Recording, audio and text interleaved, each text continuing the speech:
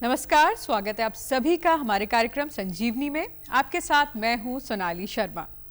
दर्शकों, आयुर्वेद कहता है कि स्वस्थ जीवन का आधार छिपा है त्रिदोष के संतुलन में।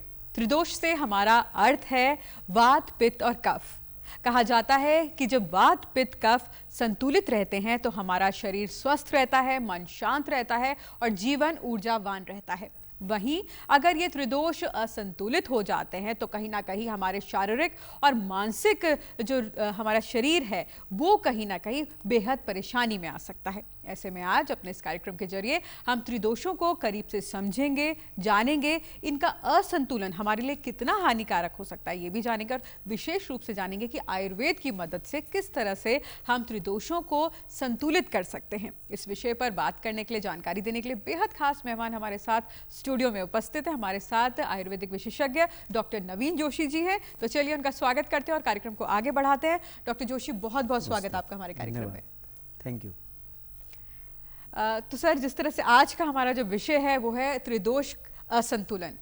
सबसे पहले आपसे जानना चाहेंगे, जब हम आयुर्वेद की बात करते हैं और आयुर्वेद में ये हम हमेशा सुनने को मिलता है कि ये जो वात, पित्त, कफ है उसी पे कहीं ना कहीं हमारा शरीर पूरा आधारित है, आयुर्वेद आधारित है। तो ऐसे में त्रिदोष क्या है और त्रिदोष हमारे शरीर के लिए क्या महत्व रखते हैं? जी, आयुर्वेद का जो सिद्धांत है वो पंच महाभूत सिद्धांत है। ये माना जाता है कि पृथ्वी, जल, अग्नि, वायु और आकाश, इन 5 तत्वों से हमारा शरीर बना हुआ है। और पंच महाभूत सिद्धांत को सरलीकरण करते हुए त्रिदोष सिद्धांत लाया गया। यानी कि ये महाभूत जैसे वात है तो जिसमें वायु महाभूत और आकाश महाभूत ज़्यादा है वो वात है। ऐसे ही पित्त को अग्नि और जल महाभूत प्रधान माना गया है। ऐसे ही कफ जो है वो जल और पृथ्वी महाभूत प्रधान माना गया है। तो ऐसा होता था कि किसी भी व्यक्ति में महाभूतों के घटने या बढ़ने को जानना बड़ा मुश्किल था। तो हमारे जो ऋषि मुनि थे उन्होंने इसको एक सूत्र रूप में त्रिदोष सिद्धांत के रूप में लाया और उन्होंने कहा कि वात, पित्त, कफ ही जो हैं ये पूरे शरीर का निर्माण करते हैं। तो शरीर के निर्माण करने में 3 चीज़ें बहुत महत्वपूर्ण हैं। पहले दोष, दूसरे धातु और तीसरा मल। तो इसमें जो सबसे पहला जो महत्वपूर्ण जो भूमिका अदा करता है वो त्रिदोष है, जिसे वात, पित्त और कफ के नाम से जाना जाता है। और इसका नाम दोष क्यों पड़ा? तो दोष नकारात्मक हम सेंस में नहीं कहते हैं इसे, क्योंकि ये दूषित करते हैं और दूषित होते हैं, इसीलिए इनका नाम, इनका एक प्रकार से अलंकृत शब्द में इसे दोष कहने लगा। ये खराब नहीं होते हैं, ये अच्छे हैं, इनसे हमारा शरीर निर्माण होता है, शरीर में ये हमारे शरीर की तमाम सारी क्रियाओं के लिए जिम्मेदार होते हैं। तो लेकिन चूंकि ये दूषित होते हैं और दूषित करते हैं, इसीलिए इन्हें दोष कहा जाता है। बिल्कुल। तो डॉक्टर साहब, जब हम वात, पित्त और कफ की बात करते हैं, त्रिदोष की बात करते हैं, तो अलग अलग व्यक्ति में क्या किस तरह की प्रकृति है, कौन पित्त हावी है या वात हावी, ये किस तरह से हमें खुद को पता चल सकता है कि नहीं पता चल सकता, और कैसे पता लगाएं? आयुर्वेद इस बात को मानता है कि जब हम माता के गर्भ में होते हैं तो तीनों दोषों से हमारा ये गर्भ बनता है और धीरे धीरे उसी से प्रकृति का निर्माण हो जाता है, यानी जिसे शारीरिक प्रकृति कहते हैं। और इसमें तीनों दोषों की अपनी अवस्था होती है। ये अवस्था सभी में उपस्थित होती है, लेकिन कुछ लोगों में वात ज़्यादा होता है, कुछ लोगों में पित्त ज़्यादा होता है, कुछ लोगों में कफ ज़्यादा होता है, किसी में वात पित्त ज़्यादा होता है, किसी में वात कफ ज़्यादा होता है, किसी में इसी प्रकार से अलग अलग प्रकार की प्रकृतियाँ बताई गई है। और इससे व्यक्ति का व्यवहार भी प्रभावित होता है। उदाहरण के लिए हम लेते हैं वात। तो वात के बारे में हमारे संहिताओं में या किताबों में बताया गया है कि रुक्ष, शीत, लघु, सूक्ष्म, चल, विशद और खर। यानी इसे सरल शब्दों में हम समझें तो रूखापन, ठंडा होना, हल्का होना, खुरदुरा होना और थोड़ा सा फैलना, ऐसे गुण वात में मिलते हैं। और चलने का गुण जो होता है वो वात में ही होता है। दूसरा पित्त है, जो हल्का सा ऑयली होता है, थोड़ा सा तीखा होता है, थोड़ा सा लिक्विडिटी होती है इसमें, और थोड़ा एसिडिक नेचर का होता है और कड़वा भी होता है। तीसरा दोष है कफ, जो भारी होता है, धीमा होता है, स्थिर होता है और ये जहाँ भी जाता है उधर चिपक जाता है, चिपकने का गुण होता है। तो अगर हम इन तीनों दोषों में अगर हम देखें तो सबसे जो बड़ा फर्क है वो ये है कि चलने का गुण वात में ही होता है, चलने का गुण केवल वात में होता है। कहते हैं कि पित्त और कफ तो चल ही नहीं पाते हैं, ये बिल्कुल लंगड़े होते हैं, वात ही इनको चलाता है। तो ये वात अपने आप में बहुत ज़बरदस्त होता है क्योंकि इसमें चल गुण होता है। ऐसे ही अगर हम देखें तो जीवन के प्रारंभ में भी कफ होता है। जब बच्चा पैदा लेता है तो कफ प्रधान होता है, जब बच्चा जवान होता है तो पित्त प्रधान, पित्त दोष प्रधान होता है, और वही जब वृद्धावस्था को प्राप्त होता है तो वात बढ़ जाता है। तो ये सामान्य रूप से एक प्रक्रिया चलती रहती है, ये ऋतुओं के अनुसार भी चलती है। दिन के भी अलग अलग काल होते हैं। जब दिन का प्रारंभ होता है सुबह 6 से 10 बजे तक तो कफ का काल होता है, 10 से दोपहर 2 बजे तक पित्त का काल होता है, ऐसे ही 2 से शाम के 6 बजे तक वात का काल होता है। फिर शाम को जब 6 से 10 बजेगा रात्रि का तो कफ का काल होगा, फिर पित्त का काल 10 से सुबह 2 बजे तक, फिर 2 से सुबह 6 बजे तक वात का काल होता है। तो ये पूरी एक क्रिया है जो चलती रहती है हमारे शरीर में, जिसे हम एक प्रकार से घड़ी कहते हैं, 2 साज क्लॉक कहते हैं। इसी आधार पर हमारा सोना, खाना, रहना, क्या हमें खाना चाहिए, और इवन ऋतुएं भी इस प्रकार से आधारित होती है। वर्षा ऋतु में वात बढ़ जाएगा, शरद ऋतु में पित्त बढ़ेगा, और ऐसे ही जब वसंत ऋतु आती है तो कफ बढ़ जाता है। तो ये एक सामान्य प्रक्रिया है, यानी प्रकृति से ये पूरी तरह से मैच करता है। इसीलिए हमारे यहाँ कहा गया है कि जैसा बाहर चल रहा है वैसा ही शरीर के अंदर चल रहा है। जी बिल्कुल। हम एक एक करके तीनों दोषों पर आएंगे और इनको बारीकियों से समझने का प्रयास करेंगे, लेकिन उससे पहले जानेंगे कि हम बात जब असंतुलन की करते हैं तो इन दोषों का संतुलित रहना कितना महत्वपूर्ण है, और जब असंतुलन की स्थिति आती है तो ये कितना हानिकारक हो सकता है। देखिए, वात की बात करें, अगर वात असंतुलित होगा यानी कि वात बढ़ जाएगा तो निश्चित है कि चल गुण बढ़ेगा। उसके अलग अलग गुण होते हैं, रूखापन बढ़ेगा, ड्राइनेस बढ़ेगी, ठंडापन बढ़ेगा। तो ऐसे में वो समस्याएं बढ़ती चली जाएंगी। तो ऐसे में हमें हमारे यहाँ कहा गया है कि भोजन में आपको क्या लेना है, तो आपने हमारे यहाँ भोजन में षड रस की बात की गई है। तो कहते हैं कि वात जो है ना, वो वात के अपोजिट वाले आपको आहार करने होंगे उस समय में। तो मधुर अम्ल लवण आपको लेना चाहिए, जो कफ को बढ़ाने वाली चीज़ है वो आपको वात को घटाएगी, तो आपको ऐसे आहार करनी चाहिए। ऐसे ही जब पित्त बढ़ेगा तो एसिडिटी बढ़ेगी, बहुत ज़्यादा एसिडिक, या समझ लीजिए कि गुस्सा, एरोगेंस बढ़ेगा, ब्लड प्रेशर हाई होगा, गैस बनेगी उसको बहुत ज़्यादा, और ऐसे में हमें उसके अपोजिट चीज़ें लेनी पड़ेगी जो पित्त का शमन करे। ऐसे ही जब कफ बढ़ेगी तो भारीपन बढ़ेगा, धीमापन बढ़ेगा, मतलब आदमी मीठा ज़्यादा खाएगा, मधुर अम्ल लवण ज़्यादा खाएगा, तो फिर जो वात के लिए जो बढ़ाने वाली चीज़ है वो कफ को मतलब कम करने के लिए देंगे। तो इस आधार पर यह तय किया जाता है कि व्यक्ति को क्या क्या रोग हो सकते हैं भविष्य में। वात वाले को जैसे जोड़ों की समस्याएं हो सकती है, आर्थराइटिस हो सकता है। पित्त वालों को अगर बाद में देखें तो वो बार बार हर चीज़ में एग्रेसिवनेस बहुत होगी तो हाइपरटेंशन हो सकता है, उसे एसिडिटी हो सकती है। कफ वाला व्यक्ति ज़्यादातर आराम तलवी होगा तो स्थूलता आएगी, तो बाद में वो डायबिटीज़ जैसी बीमारियों से पीड़ित हो सकता है। तो इस आधार पर सारे रोगों का निर्धारण किया गया है। जी डॉक्टर साहब, अगर आधुनिक जीवन शैली की बात करें, आज की जो हमारी लाइफस्टाइल है वो कहीं ना कहीं कितना रिस्पॉन्सिबल है। अगर हम दोषों के असंतुलन की बात करें तो आधुनिक जीवन शैली को आप किस नज़रिए से देखते हैं? बहुत अच्छा सवाल पूछा है आपने। देखिए, आधुनिक जीवन शैली में हम भौतिक संसाधनों के दायरे में आ गए हैं, हमारी गतिशीलता प्रभावित हुई है। तो जनरली आप देखेंगे कि आज के समय में कफ से संबंधित बीमारियां ज़्यादा मिल रही है। आराम तलवी जीवन है, फास्ट फूड खाना है, तो ऐसे में ज़्यादातर आप देखेंगे तो ओबेसिटी बढ़ रही है, स्थूलता बढ़ रही है, डायबिटीज़ के कितने केसेस आप देखेंगे आ रहे हैं।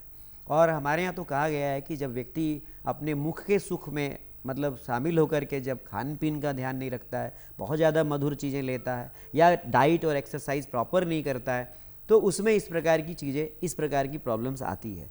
तो कफ को बढ़ाने वाली चीज़ें या फिर आराम तलवी जीवन शैली या बहुत ज़्यादा लग्जरी जो हमें कम काम करने की तरफ ले जाती है, कम एक्सरसाइज करने की तरफ ले जाती है, ये चीज़ें डेफिनेटली आज के समय में प्रॉब्लम क्रिएट कर रही है। बिल्कुल।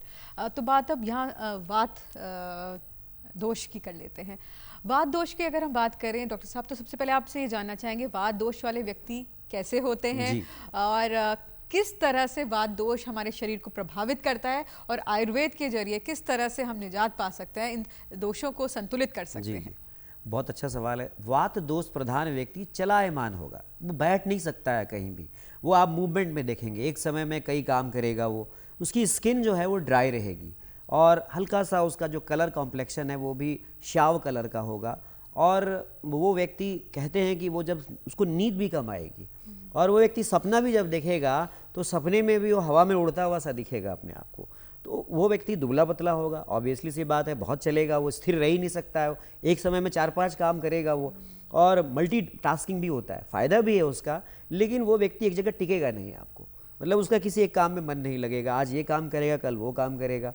तो ऐसे लोगों को मतलब एक प्रकार से एंजाइटी जिसे कहते हैं, अननेसेसरी फियर है फ्यूचर का, ये हो सकता है।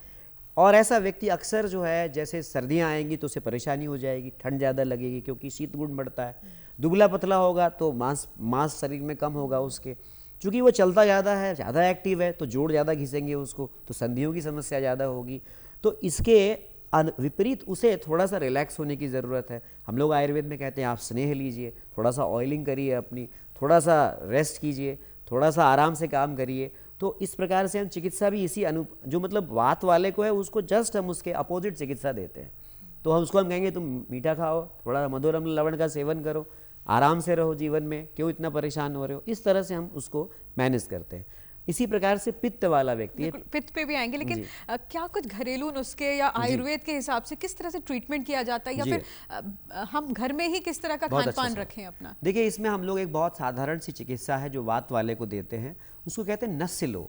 हमारे यहाँ कहा गया है कि 2 बूंद नाक में घी अगर आप डालते हैं या तेल भी डालते हैं, सिंपल आप सरसों का तेल भी डालते हैं, तो वात का शमन भी होता है। दूसरा, हमारे यहाँ एक, वैसे तो ये डॉक्टर के निर्देशन में ही लेना चाहिए, बस्ती चिकित्सा बताई है वात वालों के लिए, जो हम एक प्रकार से आप आयुर्वेदिक एनिमा आप समझ लीजिए, वो इनके लिए बहुत कारगर होती है। ऐसी कुछ छोटी छोटी दवाइयाँ हैं जो वात का शमन करती हैं। हमारे यहाँ गुगुलू आते हैं ऐसे, और बहुत सारे ऐसे कुछ हम घरेलू उपचार हैं, जैसे उनको लगातार नित्य अभ्यंग लेना चाहिए, जैसे हम मसाज कहते हैं, थोड़ी थोड़ी मालिश करनी चाहिए उनको। हमारे यहाँ कहा है कि मालिश ऐसे लोग रोज़ ले सकते हैं, क्योंकि उनको लगातार ड्राइनेस रहती है स्किन में, तो ऑयल का एप्लीकेशन कर सकते हैं। चूँकि मानसिक रूप से स्थिर नहीं होते हैं तो शिरोधारा ले सकते हैं। और ऐसे लोग थोड़ा सा अपनी जीवन शैली में परिवर्तन करके अपने आप को बड़े अच्छे से मैनेज कर सकते हैं, बशर्ते कि उन्हें ये पता हो। ज़्यादा उन्हें चलने की ज़रूरत नहीं है, तो जोड़ों की समस्या हो रही है तो वहाँ पे हमारे यहाँ हम कहते हैं कि आप जानू धारा लीजिए, जानू वस्ती लीजिए। अल्टीमेटली आप घर पे भी थोड़ा सा आप मालिश कर सकते हैं, तेल की मालिश कर सकते हैं अपने उन स्थानों पे जहाँ पर आपको लगता है कि ड्राइनेस ज़्यादा है, वहाँ पर आप हल्का सा अभ्यंग करिए आप। और ये है, इसमें एक चीज़ बहुत ध्यान रखनी होती है कि ऐसे लोग, कई बार आपने जैसा शुरू में ही कहा था कि मन भी प्रभावित होता है इससे, तो ऐसे लोग कई बार बेचैन होने के कारण अत्यधिक भविष्य के बारे में बहुत सोचते हैं, किसी भी चीज़ के बारे में बहुत सोचते हैं, तो उन्हें हमने इस प्रकार की कुछ मध्य वर्ग की औषधियाँ होती है जो इंटेलिजेंस, जो उनके सोच मतलब एक प्रकार से उनको रिलैक्स करती है, और इस प्रकार की जैसे ब्राह्मी है, शंखपुष्पी है, इस तरह की चीज़ें हम देते हैं उनको, और वो धीरे धीरे अपने आप को बड़े अच्छे से रखते हैं। लेकिन एक चीज़ बहुत फ़ायदा भी है, ऐसे लोग बड़े एक्टिव होते हैं और प्रोएक्टिव होते हैं, किसी भी काम को करने में पीछे नहीं हटते हैं। तो हर चीज़ का अपना एक फ़ायदा भी है और हर चीज़ का ज़्यादा होना नुकसान भी देता है। लेकिन कहीं ना कहीं इनको रिलैक्स रहना चाहिए। जी, बस इनको रिलैक्स रहना चाहिए। हम लोग इसमें पिचू धारण कराते हैं कि आप सर पे थोड़ा सा तेल रखिए यहाँ पे मर्म स्थान पर, ताकि आप रिलैक्स रहें। ऐसे छोटे छोटे उपचार हम लोग बताते हैं। और खाने में क्या चीज़ें अवॉइड करनी है और क्या डेली रूटीन में ले सकते देखिए, हैं? इनको खाने में बहुत अच्छा सवाल पूछा है। जैसे हम लोग कहते हैं ना कि घी नहीं खाना है आपको, पर इनको थोड़ा बहुत जो है घृत का सेवन, घी का सेवन अपने भोजन में कर सकते हैं। थोड़ा बहुत तेल का सेवन कर सकते हैं, क्योंकि बॉडी में रुक्षता बहुत ज़्यादा होती है, तो इनको ऐसी चीज़ें जो थोड़ी सी ऑयली हो, ये हम लोग अलाउ करते हैं इनको खाने के लिए, जिसमें कि थोड़ा मतलब अच्छे से देसी घी का, ब्रिंघण के लिए हम लोग कहते हैं कि 1 चम्मच देसी घी खाओ, ये सभी चीज़ें हम बताते हैं। तो जैसे बहुत ज़्यादा ड्राई चीज़ें नहीं लेनी है उनको, जैसे जो रुक्ष अन्न जिनको हम बोलते हैं वो बहुत ज़्यादा नहीं लेना है। तो इस प्रकार की चीज़ें अगर वो लेते हैं तो वो बहुत नॉर्मल रहते हैं, बहुत एक्टिव रहते हैं, बहुत ही अच्छे होते हैं ये लोग। बस थोड़ी सी इनको अपने अपने मन और शरीर के जो प्रॉब्लम्स है उन पे कंट्रोल रखनी होती है। जी, बिल्कुल। अब पित्त दोष की यहाँ पर बात कर लेते हैं डॉक्टर साहब। कैसे पहचानें कि पित्त दोष हमारे शरीर में ज़्यादा प्रोमिनेंट है, और इसके बारे में बताएं। देखिए, वात तो एक्टिविटी के लिए रिस्पॉन्सिबल होता है, तो पित्त जो होता है ये हमारे शरीर में जो भी पाचन की प्रक्रिया हो रही है, यानी कि जो भी हम खा रहे हैं वो अल्टीमेटली डाइजेस्ट हो रहा है। हमारे शरीर की जो एनर्जी है वो पित्त के फॉर्म में है। तो हम ऊर्जावान हैं तो पित्त के कारण है। तो ऐसे लोग बड़े ऊर्जावान होते हैं, हर चीज़ में बहुत एग्रेसिव होते हैं, किसी भी काम में बड़े लग के करते हैं और जल्दी नहीं करते क्योंकि इसमें हल्का सा ऑयलीनेस, स्निग्धता भी होती है। लेकिन क्या होता है कि ऐसे लोग हर चीज़ में बहुत ज़्यादा इन्वॉल्व रहते हैं, बहुत स्ट्रेस लेते हैं, बहुत तनाव लेते हैं और मतलब एक प्रकार से समझिए कि वो एग्रेसिवनेस उनके अंदर होता है कि मुझे ये प्राप्त करना ही है, जैसे भी किसी भी हद तक जुनूनी होते हैं। तो ये इनके अंदर एक प्रकार से उच्च रक्तचाप का कारण बन सकता है, हाइपर एसिडिटी का कारण बन सकता है क्योंकि अम्लीय गुण बढ़ता है। ऐसे लोग अगर अम्ल बढ़ाने वाली चीज़ें, स्पाइसी खाते हैं, मिर्च मसाला खाते हैं, तकलीफ बढ़ जाती है, हाइपर एसिडिटी की प्रॉब्लम होती है। ऐसे लोगों को डाइजेस्टिव डिसऑर्डर्स होते हैं, पाचन की प्रक्रिया बिगड़ती है। ऐसे लोगों को कई बार मोशंस, लूज मोशंस होते हैं। तो लेकिन इनमें हम ठीक उनको कहते हैं कि आप थोड़ा सा पित्त का शमन करने वाली चीज़ें, हाइपर एसिडिटी को यानी कि बहुत स्पाइसी मत खाइए, बहुत ज़्यादा मिर्च मसालेदार चीज़ें मत खाइए। थोड़ा सा उनको भी हम लोग काम करते हैं पित्त का शमन करने वाली चीज़ें, क्योंकि कहा गया है उष्ण, तीक्ष्ण, द्रव, अम्ल, सर और कटु गुण होता है पित्त में। तो इन गुणों के विपरीत चीज़ें उनको हम लोग लेना सजेस्ट करते हैं। तो इससे उनके पित्त का शमन रहता है। ये लोग बहुत अच्छे होते हैं, ये भी पित्त प्रधान लोग बड़े ही जुनूनी होते हैं और एग्रेसिव से काम करते हैं, किसी भी काम को अंजाम तक पहुंचाते हैं। वात वाला तो शायद छोड़ देगा आधे में, वात वाला पूरा काम नहीं करेगा, पर पित्त वाला उसे पूरा कंप्लीट करेगा। तो इस तरह के नेचर्स में आते हैं जी। बिल्कुल। और अब खान पान की इनकी बात कर लेते हैं, तो क्या चीज़ों से परहेज करना चाहिए और क्या उनको शामिल करना चाहिए? देखिए, पित्त प्रकृति वालों को तो फास्ट फूड बिल्कुल नहीं खाना चाहिए, मिर्च मसालेदार चीज़ें बिल्कुल नहीं खानी चाहिए, तली भुनी चीज़ें तो बिल्कुल इनके लिए जहर है, खाली पेट रहना भी इनके लिए बहुत जहर है। लगातार एक छोटे छोटे अंतराल पर भोजन लेना चाहिए। इनको शीतल चीज़ें जो है, जैसे जिनकी तासीर ठंडी है, वो चीज़ें इनको ले सकते हैं। जैसे हमारे यहाँ हम कहते हैं, जैसे हमारे यहाँ इस पित्त का जो स्थान है उसको हम लोग कहते हैं ड्यूडेनम का फर्स्ट पार्ट है, तो हम लोग इसमें छाछ पीने के लिए कहते हैं। छाछ दिन में ले सकते हैं ऐसे लोग। ठंडी तासीर की चीज़ें आप ले सकते हैं, आप उससे पित्त का शमन होता है। जैसे आप ऐसे कुछ ठंडा दूध ले सकते हैं। आप बहुत ज़्यादा गरम गरम चाय, कॉफ़ी, इस तरह की चीज़ें नहीं पीनी चाहिए, उससे एसिडिटी और बढ़ती है इनकी। अगर ये लोग, ऐसे लोग धूम्रपान करते हैं और मदिरापान करते हैं तो इनके लिए ये फिर बहुत ही जहर का काम करता है। तो ऐसे लोगों को ये सभी चीज़ें नहीं करनी चाहिए और इसके विपरीत चीज़ें करनी चाहिए, जिससे उनका जीवन भी अच्छा रहे। और चूँकि वो बहुत अच्छे लोग होते हैं, बड़े टारगेट पूरा करते हैं, तो ऐसे लोग भी बहुत ही उत्तम प्रकृति के माने जाते हैं। बिल्कुल। और आयुर्वेद के जरिए किस तरह से इन लोगों का ट्रीटमेंट होता है? क्या उपचार में आप लोग क्या शामिल करते हैं? पित्त का जो श्रेष्ठ उपचार है, हमारे यहाँ कहा गया है कि आप उन्हें थोड़ा थोड़ा, इनको प्रॉब्लम ये होती है कि पित्त बढ़ता रहता है और पित्त का जो ऑर्गन है, जो वो लिवर है। तो हमारे यहाँ कहा गया सबसे जवान ऑर्गन जो है वो लिवर है, और जो जवानी होती है उसमें पित्त वैसे ही बढ़ता है, तो हार्मोनल चेंजेस भी आते हैं। तो इनको इसके कारण कॉन्स्टिपेशन रहता है अक्सर, तो हम लोग इसमें विरेचन देते हैं, यानी उनका मोशन क्लियर रखते हैं। ऐसे दवाइयाँ देते हैं जैसे जिनमें कुटकी जैसी द्रव्य का प्रयोग है, जो थोड़ा सा लिवर को स्टिमुलेट करती है और पित्त को बाहर निकालती है। ऐसे कुछ तथा ऐसे दवाइयाँ हैं हमारे यहाँ जो अम्ल पित्त, जैसे हाइपर एसिडिटी कहते हैं, हम उनके खान पान से भी ठीक कर देते हैं। कहते हैं आप डाइट में आप ये चीज़ें लीजिए। जैसे खान पान में मैंने बताया कि आप ठंडा दूध ले सकते हैं, इनको हम कहते हैं। चाय कॉफ़ी मत पीजिए कहते हैं, मट्ठा पीजिए कहते हैं। इस तरह से हम इनको मैनेज करते हैं। जैसे आपको सीजनल जो हमारे यहाँ फ्रूट्स हैं, जैसे ककड़ी है, खीरा है, ये सब बहुत बढ़िया होते हैं। ये जो है एसिडिक नेचर को कम करते हैं बॉडी में। तो इस तरह की चीज़ें हम कहते हैं। और बॉडी की अल्कलाइन, कहीं ना अल्कलाइन, क्योंकि बॉडी का नेचर जो होता है वो अल्कलाइन है, तो अगर एसिडिटी बढ़ेगी तो उससे हमारे शरीर में तकलीफ बढ़ती है जी। तो इसलिए अल्कलाइन बॉडी को मेंटेन रखने के लिए हम ऐसे ही भोज्य पदार्थों का सेवन कराते हैं जी। अब कफ की बात कर लेते हैं यहाँ पर, जो हमारा तीसरा दोष है। तो कफ वाले अपने आप को कैसे पहचाने? क्या कुछ उनके संकेत हैं? पित्त वाले तो मध्यम काय के होंगे, आप देखेंगे तो वो मीडियम साइज के होंगे। लेकिन जो कफ वाला व्यक्ति होगा वो मतलब भारी भोजन और मीठा खाना, और आज जैसे आप कोई काम कहेंगे तो कहेंगे कल करेंगे, अरे कल करते, आराम से करते, टेंशन नहीं लेना है। और अगर आप उनको 2 काम देंगे तो तुम खड़े होकर काम करोगे या बैठ के, तो बैठ कर काम करना प्रेफर करेंगे। स्थिर होते हैं ऐसे लोग, बहुत ज़्यादा मूवमेंट प्रेफर नहीं करते। मीठा खाना, अच्छा खाना, टेस्टी खाना, फूडी होते हैं ऐसे लोग ज़्यादातर। तो नेचुरली है कि जब वो ज़्यादा एक्टिव नहीं होंगे तो स्थूलता बढ़ती है, मेद बढ़ता है शरीर में। और एक समय तक तो ऐसे लोग काफ़ी अच्छे भी होते हैं, क्योंकि ये बहुत स्थिर होते हैं, बड़ा ही सोच समझ के डिसाइड करते हैं कोई भी काम, बड़े सोच के 10 बार सोचेंगे करने से पहले।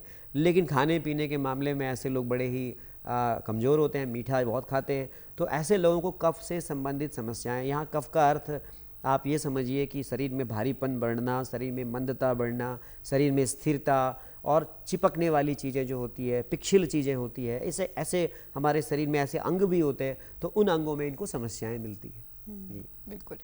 तो इनका खान पान किस तरह से होना चाहिए डॉक्टर साहब, और क्या चीज़ें इनको बहुत नुकसान पहुंचा सकती है, और क्या वो चीज़ें जो फ़ायदा पहुंचा सकती देखिए, इनको तो मधुर, अम्ल, लवण, ये मधु में खासकर मीठी चीज़ें तो इनके लिए जहर है।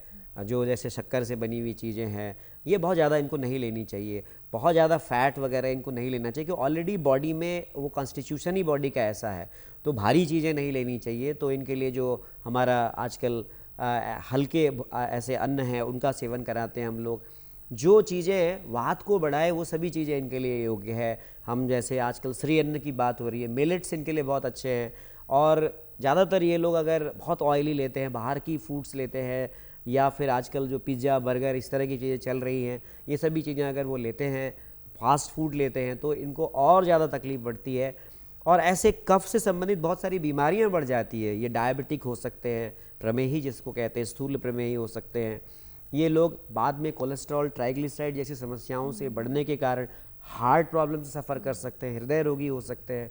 और चूँकि इनको साल्ट भी कम कहा जाता है लेने के लिए, हाइपरटेंसिव, उच्च रक्तचाप, और उच्च रक्तचाप, मधुमेह और स्थूलता, ये 3 तो सारी बीमारियों का कारण है। इन्हें तो कहते हैं मेटाबॉलिक डिसऑर्डर्स इनको हो सकता है।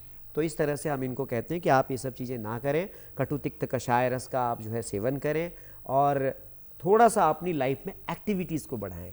तो इनको हम कहते हैं योग करिए आप, पैदल घूमिए आप, और इन चीज़ों को इनको हम लोग कहते हैं। बिल्कुल। और इन लोगों की मदद आयुर्वेद किस तरह से करता है, किस तरह से इन लोगों का उपचार किया जा सकता है? आयुर्वेद में देखिए, जो कफज प्रकृति के लोग हैं, इनको हम लोग ज़्यादातर प्राणायाम, योग का आप योग करिए। हम इनको बताते हैं बलार्ध तक व्यायाम कराने के लिए कहते हैं।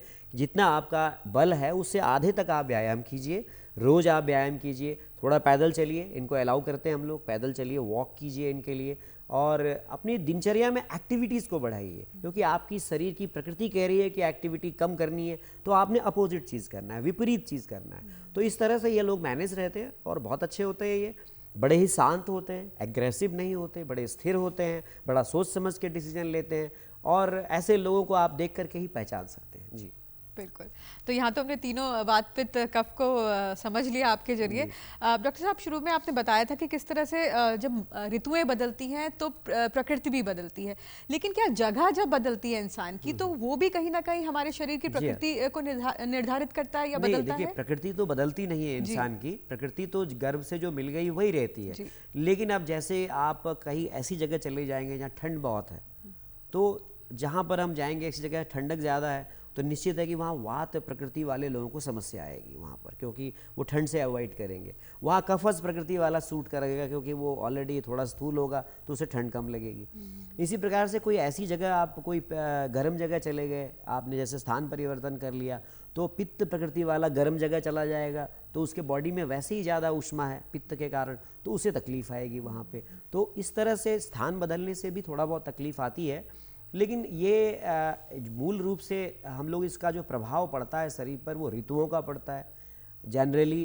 तो ऋतु के अनुसार हमें अपना आहार विहार ठीक करना पड़ता है, यानी भोजन लेना, और अपना जीवन शैली को कैसे हम ठीक कर सकें, तो इसका विशेष रूप से ध्यान रखना होता है। बाकायदा हमारे भारत देश में तो लगभग जो ऋतुएं हैं वो सभी जगह बराबर ही एक जैसी ही हैं, लेकिन अगर हम बाहर जाते हैं तो इनको शायद थोड़ा बहुत तकलीफ हो सकती है, फिर बॉडी बाद में एडजस्ट हो जाती है। बिल्कुल। हमने खान पान की यहाँ पर बात करी डॉक्टर साहब, लेकिन क्या नींद या एक्सेसिव तनाव अगर शरीर में होता है तो वो भी क्या असंतुलन का कारण बनता है त्रिदोष के? अब देखिए, बहुत अच्छा सवाल पूछा है आपने। व्यक्ति की प्रकृति कुछ भी हो, अगर व्यक्ति रात भर जगता है तो उसका वात बढ़ता है। यानी अगर कोई भी व्यक्ति है वो कफज प्रकृति का ही है, अगर रात्रि जागरण करेगा तो उसका वात बढ़ेगा। इसी प्रकार से कोई व्यक्ति वातिक प्रकृति का है और अगर दिन में सोता है तो उसका कफ बढ़ेगा। अगर कोई व्यक्ति किसी भी प्रकृति का है, वो तनाव लेता है, गुस्सा करता है, तो उसका पित्त बढ़ेगा। तो ये सामान्य रूप से ये प्रक्रियाएं, वात पित्त कफ जो है ना, ये तो हम सभी के शरीर में है और ये सभी अपने कार्य करते रहते हैं। आप यूं समझिए कि अगर वात ना हो तो हम चले ही ना, अगर पित्त ना हो तो हम कुछ काम करें ही ना, और अगर कफ ना हो तो हम कुछ भी करें तो उसको स्थिर रूप से रखें ही ना। तो ये इसी प्रकार से है, ये तीनों चीज़ें हमारे शरीर के लिए बहुत ही आवश्यक है, इसीलिए इसको त्रिदोष सिद्धांत कहा गया है। बिल्कुल। तो डॉक्टर साहब, चलते चलते आप हमारे दर्शकों को क्या सलाह देना चाहेंगे ताकि उनके जो शरीर के भीतर की जो प्रकृति है उनके शरीर के, और जो त्रिदोष हैं वो संतुलित रहें और उनका स्वास्थ्य बेहतर बन सके? देखिए, इसके लिए बहुत अच्छा तरीका यह है कि आप किसी आयुर्वेदिक जो चिकित्सक है उससे अपना परामर्श ज़रूर लें, और आप वो बेहतर तरीके से आपको बता पाएगा कि आपका कौन सा दोष प्रधान है। लेकिन जैसा मैंने आपने सवाल पूछा, कुछ कैरेक्टर्स मैंने बताए, उससे आप आइडेंटिफाई कर सकते हैं कि आप में कौन सा दोष ज़्यादा है। तो उसके विपरीत आपने आहार विहार करना है, उसके विपरीत आपने डाइट और लाइफस्टाइल फॉलो करना है। ध्यान रखिएगा, ये त्रिदोष नाम भले ही इनका दोष हो, लेकिन ये बुरे नहीं हैं, ये आपके शरीर का निर्माण करते हैं। बस आवश्यकता इस बात की है कि आप दोषों के अनुसार अपना आहार विहार संतुलित रखें, अपनी लाइफस्टाइल दिनचर्या को संतुलित रखें। बिल्कुल। तो डॉक्टर साहब, आज आप हमारे कार्यक्रम में आए, हमारे कार्यक्रम का हिस्सा बने और आपने इतनी महत्वपूर्ण जानकारी आज हमारे दर्शकों को दी, आपका बहुत बहुत धन्यवाद। धन्यवाद। तो दर्शकों, उम्मीद करते हैं आपको आज का हमारा कार्यक्रम पसंद आया होगा, और जिस तरह से डॉक्टर साहब ने जानकारी दी और कहा कि अपने शरीर की प्रकृति को पहचानें, अपने दोषों को पहचानें, और उसी के विपरीत, अपने दोष के विपरीत अगर आप जीवन शैली अपनाएंगे, आहार विहार अपनाएंगे, तो ज़रूर ही आपको स्वास्थ्य लाभ मिलेगा। फिलहाल मेरे साथ इस कार्यक्रम में फ़िलहाल के लिए इतना ही। मुझे और मेरी पूरी टीम को इजाज़त दीजिए। नमस्कार।